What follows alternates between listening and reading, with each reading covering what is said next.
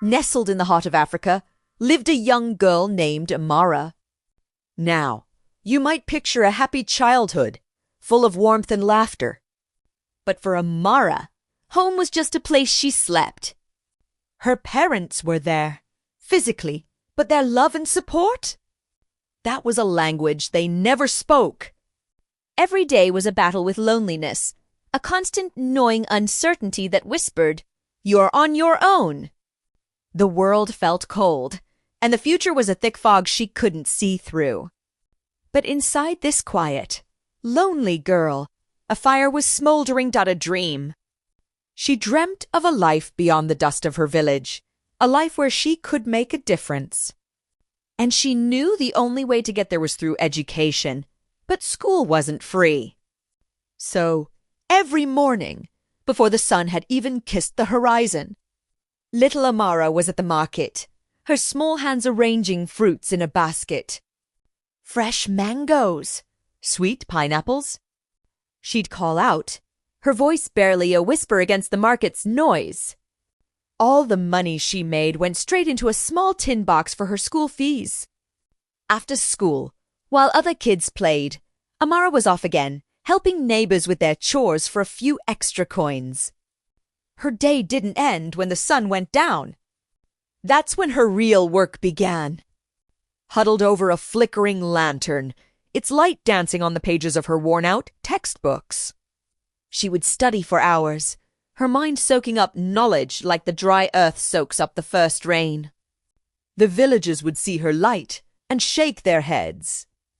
"Look at that poor girl," they'd say, "dreaming of a life she can never have. She should just accept her fate." Their words stung, but they never put out her fire.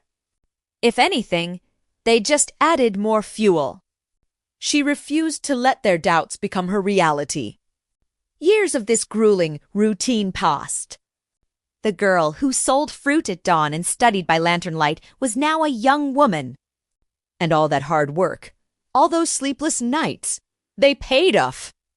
Amara won a full scholarship to a university in the city. Can you imagine that moment? Leaving her village behind, not with sadness, but with a heart full of hope.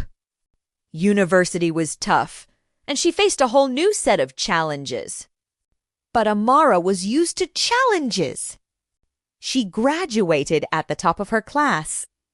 With her degree in hand, she didn't just look for a job.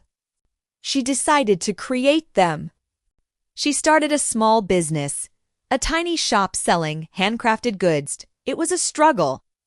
There were days she barely made enough to eat, days when the old doubts crept back in.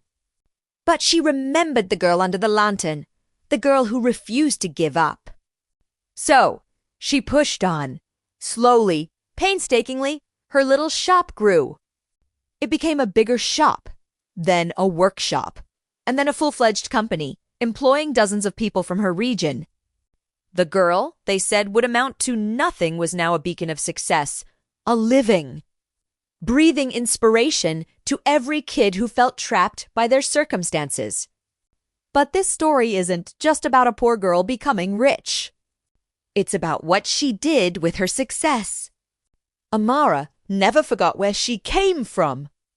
She never forgot the feeling of being alone, of having a dream with no one to support it. So, she went back to her village. And right there, where she had once felt so invisible, she built a beautiful new school, a place where children could learn and dream without worrying about fees. She created a foundation, offering scholarships to students just like her, the ones with fire in their hearts, but no one in their corner. Amara's story shows us something powerful. It shows us that it doesn't matter where you start. It doesn't matter if no one believes in you.